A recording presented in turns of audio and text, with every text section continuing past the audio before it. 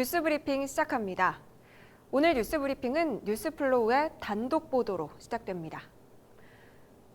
지난 2018년 1월 문재인 정부가 혁신성장 옴부즈만을 출범시켰죠. 이 혁신성장 옴부즈만은 기업이 현장에서 느끼는 애로사항을 해소하고 혁신 지원을 위한 규제 개선을 추진하는 등 정부와 기업 현장을 이어주는 가교 역할을 수행하는 것을 목적으로 하죠.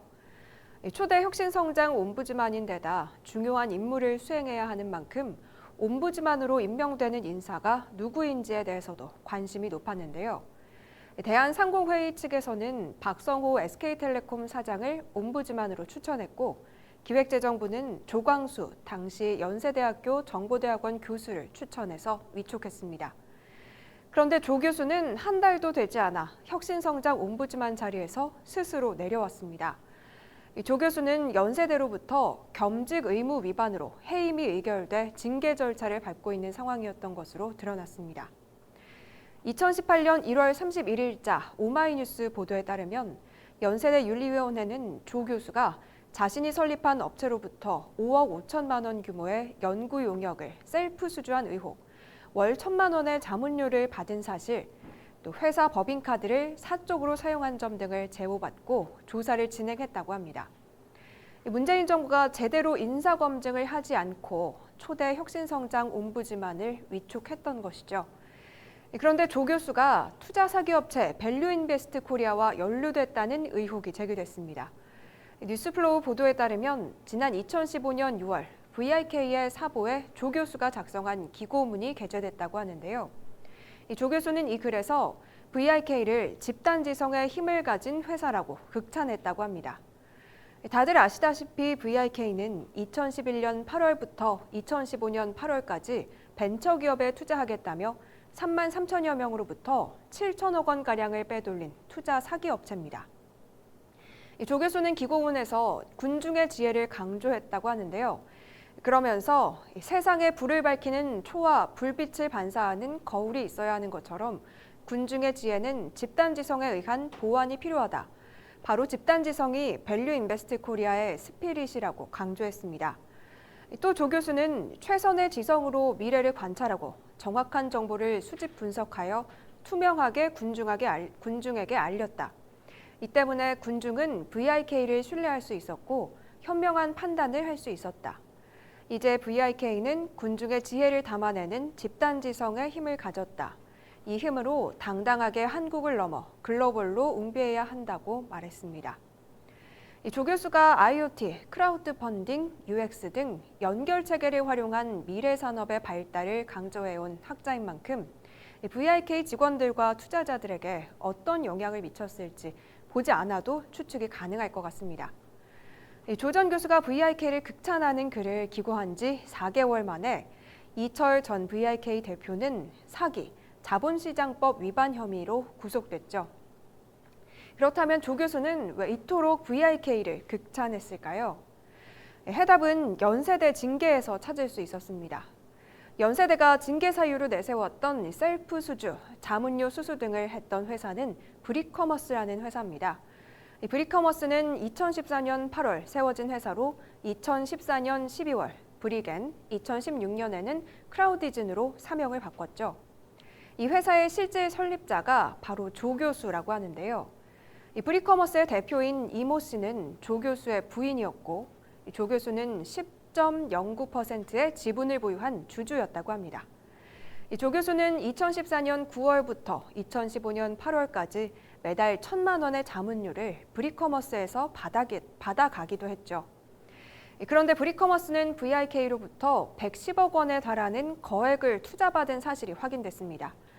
뉴스플로우가 단독 입수한 VIK 장부에 따르면 VIK는 브리커머스에 투자하겠다며 2014년 12월 2,219명으로부터 124억 9,600만 원을 끌어모았다고 합니다. 장부상 이 가운데 100억 원이 브리커머스에 투자된 것으로 돼 있습니다. 하지만 검찰 수사 결과 이는 사실과 다소 차이가 있었는데요. 자금을 끌어모으기 전인 2014년 9월부터 이미 VIK의 브리커머스 투자가 시작됐다고 하네요. 뉴스플로우가 단독 입수한 VIK 검찰 수사 자료에 따르면 VIK는 2014년 9월 3일 브리커머스에 5억 5천만 원을 입금했고 9월 16일에 3억 원, 10월 30일 12억 원을 입금했습니다.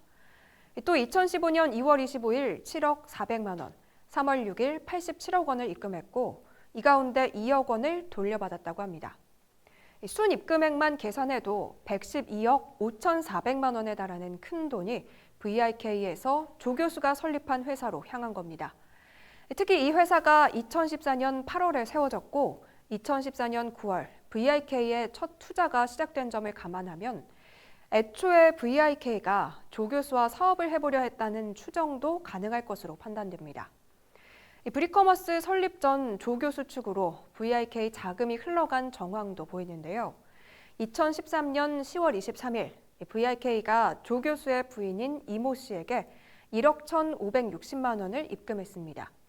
6일 후인 2013년 10월 29일 이 씨는 VIK가 입금한 것과 같은 액수를 또 다른 이모 씨의 계좌로 송금했습니다. 조 교수가 실제 성립했다는 의혹을 받는 브리커머스. 현재 크라우디즌으로 사명이 바뀌었는데요. 이 회사의 주식은 현재 VIK가 100% 보유하고 있다고 합니다. 2016년 12월 VIK가 브리커머스 주식 전량을 사들인 거죠.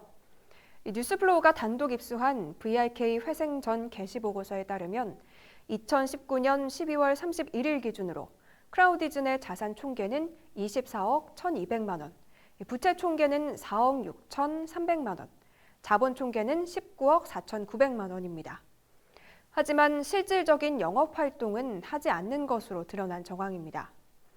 이 회사는 VIK의 후신으로 의심되는 레이징으로부터 추가 투자를 받기도 했습니다. 이 레이징은 투자 자문을 통해서 3개의 개인 투자조합을 조성했고 크라우디즌의 전환 사채 형태로 4억 9,260만 원을 투자했습니다. VIK 회생 전 게시보고서에 등장하는 부채 총계와 일치하는 금액이죠. 레이징은 민주노총 정치위원회 간사를 지낸 김광수 씨가 운영하는 투자회사인데요. 중소벤처기업부 엑셀러레이터 신고를 하고 활동 중인 회사입니다. 이 회사는 이철 전 VIK 대표가 구속기간 만료로 출소한 당일인 2016년 4월 6일 세워졌고 설립 당시 VIK로부터 14억 5천만 원을 투자받았습니다. 지난 2018년 상반기 지분 관계가 해소될 때까지 VIK는 레이징 지분 22.48%를 보유하고 있었죠.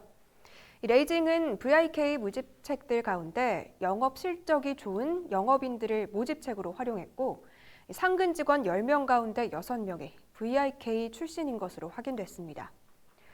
VIK 피해자들에 따르면 이철 대표는 여러 강연에서 레이징을 VIK의 샴쌍둥이라고 언급했다고 합니다. 레이징 역시 투자 제안서에서 자신들을 VIK로부터 50억 밸류의 투자를 유치했다고 소개했고 레이징이 2018년 2월 진행한 엔젤 투자 포럼 행사에 사기 혐의로 재판을 받고 있는 이철 전 대표가 강사로 참여한 사실도 확인됐습니다. VIK의 신생업체 투자, 설립자의 문재인 정부 혁신성장 옴부즈만 위촉, VIK 후신으로 의심되는 레이징의 투자까지 이 모든 게 우연일 수 있을까요? 오늘 뉴스 브리핑 여기서 마칩니다. 고맙습니다.